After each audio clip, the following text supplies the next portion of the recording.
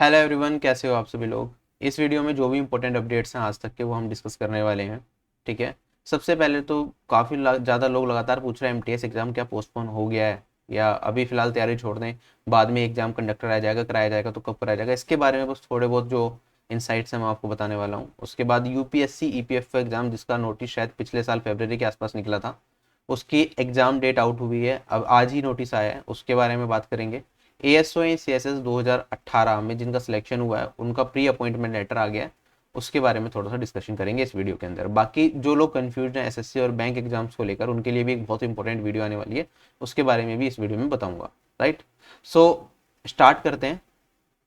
सबसे पहले तो एसएससी एमटीएस एग्जाम आपका टाइमली अब नहीं होगा, क्योंकि आज 23 तारीख हो गई है। जब मैंने 19 या 20 तारीख में बताया था तो उम्मीद थी फिर भी कि शायद एसएससी कोई अपडेट दे, लेकिन इस बार एसएससी ने सारी हदें पार कर दी हैं। एग्जाम को वो ले ही नहीं रहे सीरियसली। एमटीएस कोई एग्जाम होता है शायद उन्हें ये भी नहीं पता। ठीक है। हुआ क्या है, जैसे सीजीएल का एग्जाम होना था 7 तारीख को, उन्होंने नोटिस निकाल दिया 7 मई को कि एग्जाम पोस्टपोन हो गया, टाइमली नहीं हो पाएगा। What about SSC MTS examination, 1 जुलाई से डेट दे रखी है जो कैलेंडर है, जो कि पिछले साल रिलीज किया गया था। 1 जुलाई की डेट दे रखी थी उसमें, और एग्जाम के बारे में ना ही एसएससी ने कोई नोटिस निकाला कि पोस्टपोन हुआ है या नहीं हुआ, ना ही एडमिट कार्ड स्टेटस निकाला। एडमिट कार्ड स्टेटस की बात करते हैं, वो जनरली हमारा 14 से 15 दिन पहले आ जाता है, या ज़्यादा से ज़्यादा लेट भी हो जाए, कुछ जोन्स कई बार ज़्यादा देर कर देते हैं, तो भी 10 से 12 दिन पहले आपको एडमिट कार्ड स्टेटस मिल ही जाता है। और अभी 7 दिन बचे हुए एग्जाम में, एडमिट कार्ड स्टेटस आउट नहीं हुआ, तो अब रीजन यही है कि यह एग्जाम आपका टाइमली नहीं हो पाएगा, मेरे हिसाब से तो नहीं होगा। ठीक है। एसएससी को नोटिस निकाल के कम से कम एस्पिरेंट्स को इन्फॉर्म करना चाहिए था कि ये पोस्टपोन होने वाला है। ठीक है। अभी मैं आपको नोटिस भी दिखा दूंगा, जो प्रीवियस सीएचएसएल एग्जाम था उसमें कितने दिन पहले नोटिस आया था, वो सारी चीजें भी क्लियर हो जाएंगी। दूसरी चीज, अगर अब एमटीएस एग्जामिनेशन पोस्टपोन होगा तो ये लंबा खिंचेगा, क्योंकि पहले सीएचएसएल का पेंडिंग एग्जाम होने वाला है, टाइमलाइन अब वही चलेगी, फिर सीजीएल होगा, उसके बाद जाके कहीं एमटीएस होगा, तो एमटीएस स्टूडेंट के पास कम से कम अभी फिर 2 से 3 महीने जरूर होंगे तैयारी के लिए। ठीक है। तो हो सकता है उससे ज़्यादा भी डिले हो, लेकिन यहाँ आपके पास अभी टाइम होगा, तो एसएससी एमटीएस एस्पिरेंट जो है वो अपनी तैयारी अब शुरुआत से, जिन लोग जो ज़्यादा तैयारी नहीं कर पाए उनके पास टाइम होगा, वो अपनी तैयारी अच्छे से कर सकते हैं। यहाँ पे एमटीएस का सिलेबस एसएससी सीजीएल सीएचएसएल से थोड़ा कम होता है, तो तैयारी की जा सकती है अगर आप अपने 100% एफर्ट्स लगाओ। ठीक है। पहली चीज़ तो ये मेरे हिसाब से अब नहीं होने वाला टाइमली एग्जाम, क्योंकि अब 7 दिन बचे हुए, इसका अब कोई मतलब नहीं बनता, क्योंकि लोगों को अब बुकिंग वगैरह भी करानी होती है, एडमिट कार्ड स्टेटस पहले ही आता है एसएससी में। जो एसएससी का लास्ट कैलेंडर अपडेट था ये 2020 में जो हुआ था, जिसमें एमटीएस एग्जाम की डेट दे रखी थी यहाँ पे 1 जुलाई से लेके 20 जुलाई के बीच में। फाइनली आप देखोगे यहाँ पे इसके साथ साथ और भी बहुत सारी डेट्स मेंशन है, लेकिन कोई भी चीज़ फॉलो तो हो नहीं रही अब। जैसे सीजीएल टीयर 1 का एग्जाम होना था 29 मई से, ये पोस्टपोन हो चुका है ऑलरेडी। सब इंस्पेक्टर इन दिल्ली पुलिस पेपर 2 होना है 2020 का इस तारीख को, लेकिन अभी तो पीईटी फिजिकल भी नहीं हुआ। फिजिकल होगा उसके बाद जाके कहीं टीयर 2 एग्जाम कंडक्ट कराया जाएगा, तो इसका भी कोई सीन अभी नहीं बनता। ठीक। तो ये तो टाइमली नहीं होना, एसएससी ने अब तक इसका अपडेट नहीं दिया। तीसरी चीज हमारे पास कांस्टेबल जीडी, इसका नोटिस निकलना था आपका मार्च के अंदर, अभी तक एग्जाम का नोटिफिकेशन ही आउट नहीं करा एसएससी ने। ठीक है। बीच में हवा भी चली थी, कुछ लोग कह रहे थे 16 जून को निकलेगा, ऐसा कुछ हुआ नहीं। ठीक है। तो वो बिना बात की न्यूज बना देते हैं और फिर ऐसे हो नहीं पाता। ठीक। तो ऐसा कुछ हो नहीं रहा, तो ये एग्जाम की डेट्स भी दे रखी थी, तो इन डेट्स पे तो एग्जाम होना नहीं है, सीधी सी बात है। एमटीएस के बारे में इन्होंने अपडेट नहीं दिया, इन्हें अपडेट दे देना चाहिए था, लेकिन फाइनली अब कोई उम्मीद दिख नहीं रही मुझे इन डेट्स पे एग्जाम होगा एमटीएस का। ठीक है। कोविड की सिचुएशन भी देखेंगे देश में क्या हालात हैं, वो थोड़े टाइम बाद। चलें आगे। उसके बाद जो लास्ट अपडेट हमारे पास एसएससी की तरफ से आया था, ये आया था हमारे पास 7 मई को, जिसमें सीएचएसएल एग्जाम के बारे में बताया गया था, जो मई में होना था, उनके पोस्टपोनमेंट के बारे में, सीजीएल के एग्जाम के पोस्टपोनमेंट के बारे में, और एसएससी जीडी के नोटिफिकेशन के डिले के बारे में। एमटीएस का जिक्र यहाँ पे भी नहीं किया। यार इतना बेकार कोई ऑर्गेनाइजेशन कैसे हो सकता है। यहाँ पे लाखों बच्चों ने फॉर्म भरा है, एक दो बच्चों ने फॉर्म नहीं भरा, 40-50 लाख बच्चे वेट कर रहे हैं कि एग्जाम होगा या नहीं होगा, उन्हें ये नहीं पता। लेकिन यहाँ पे नोटिफिकेशन एक लाइन नहीं लिख के दे सकते कि डिले हो रहा है या एग्जाम हो रहा है। कोई अपडेट, इतने इरेस्पॉन्सिबल है एसएससी के स्टाफ, मुझे ये लगता है कि कुछ नहीं कर रहे वो। मतलब कम से कम उन्हें ये तो पता होना चाहिए ना, बच्चे वेट कर रहे होंगे, तुमने कोई नोटिस तक नहीं निकाला इस पर्टिकुलर एग्जाम का। लेकिन चलो अब जो भी है देखते हैं क्या कर सकते हैं इसके पीछे, आगे चलते हैं। और अगर मैं एसएससी सीएचएसएल का देखूं, जनरली होता क्या है, एग्जाम से 4 दिन पहले आप डाउन एडमिट कार्ड को डाउनलोड कर पाते हो, और 10 से 14 दिन के बीच के अंदर एग्जाम से पहले एडमिट कार्ड स्टेटस आता है। जैसे अगर हम देखेंगे, ये ईस्टर्न रीजन का मैं दिखा रहा हूँ आपका, शायद 12 अप्रैल से सीएचएसएल का एग्जाम स्टार्ट हुआ था, तो 30 मार्च को एडमिट कार्ड स्टेटस आउट हो गया था सीएचएसएल एग्जामिनेशन का। ऐसे ही अगर आप एनआर रीजन का देखते हो, तो आपका एडमिट कार्ड 8 अप्रैल को रिलीज हुआ था, सबसे ज्यादा लेट एनआर रीजन कर देता है जनरली, और जो एडमिट कार्ड स्टेटस है वो आपका 2 अप्रैल को रिलीज किया गया था, 10 दिन पहले। ठीक है, अब तो 7 दिन बचे एमटीएस में, तो कोई मतलब बनता नहीं है। और ये सबसे डिलेड था, बाकी और रीजन थे उनका जल्दी आ गया था इससे भी। तीसरी चीज, एसएससी सीएचएसएल का डीवी के बारे में बताया था, ईस्टर्न रीजन की लिस्ट आ गई थी, ऐसे ही एमपीआर रीजन का भी आ गया। तो आप देख लेना आपका डीवी की डेट कब पड़ रही है, शायद 5 जुलाई से लेकर 17 तक का है, एक बार देख लेना, 5 से 14 तक का है शायद। मैंने टेलीग्राम चैनल पे अपडेट दिए थे, तो वहाँ पे लिंक भी पोस्ट कर दिए थे। तो जिनका सीएचएसएल 2018 का डीवी एमपीआर का और ईस्टर्न रीजन का है, अभी बाकी रीजन का नहीं आया है, राइट। उसके बाद यूपीएससी ईपीएफओ एग्जाम डेट के बारे में, जो एग्जाम आपका कराया जाएगा वो कराया जाएगा 5 सितंबर को।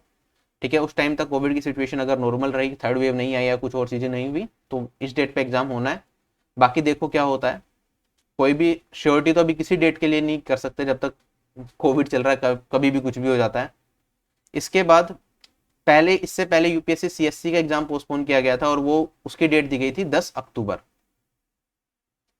तो ये सारे एग्जाम के बारे में अपडेट्स थे, जो डेट्स वगैरह के बारे में यूपीएससी या एसएससी के अपडेट्स आए हैं वो मैंने आपको बताया। एमटीएस पोस्टपोन्ड है ये मान के चलो आप, उसके बाद सीएचएसएल सीजीएल, फिर एमटीएस कहीं जाके होगा, और बीच में सीपीओ एग्जामिनेशन है या स्टेनो एग्जामिनेशन, उनके बारे में एसएससी ने डेट तक नहीं दी, तो वो तो अभी पोस्टपोन की स्थिति में चल ही रहे हैं।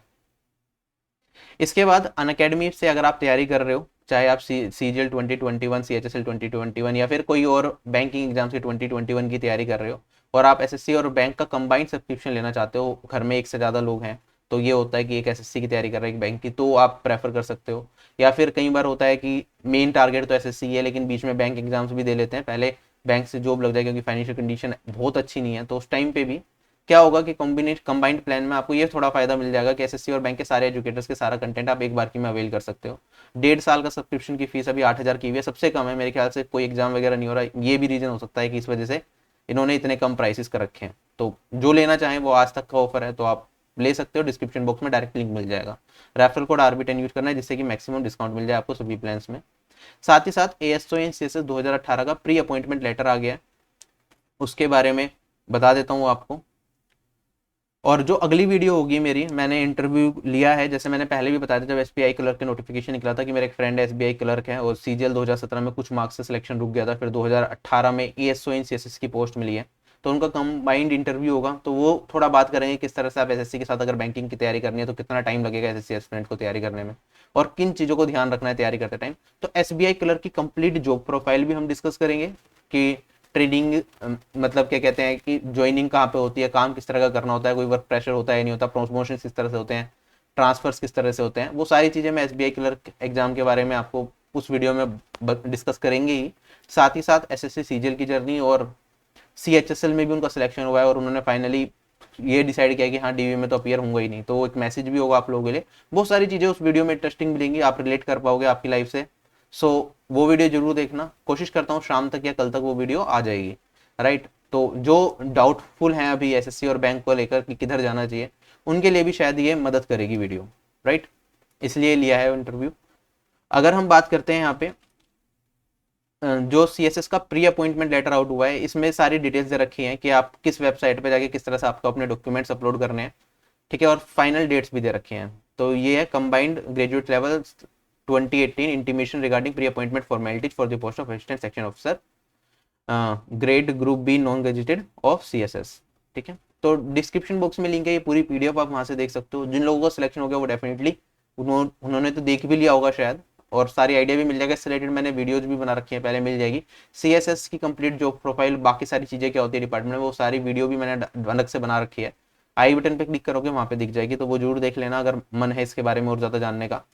और जो सीजीएल 2019 एस्पिरेंट है, शायद उनका रिजल्ट आने ही वाला है, इस महीने के एंड तक शायद आ जाएगा, तो आगे उन्हें भी पोस्ट प्रेफरेंस के लिए जरूरत पड़ेगी कि कौन सी पोस्ट उनके लिए बेस्ट है, तो वो भी इस चीज़ में जा सकते हैं। अभी कोई मार्क्स जुड़ने वाला तो सिस्टम खत्म हो गया सीजीएल 19 का, तो जिन लोगों को लगता है उनका सिलेक्शन हो जाएगा तो अपनी लिस्ट पोस्ट चुन के रखें कि पोस्ट प्रेफरेंस में कौन सी पोस्ट भरेंगे।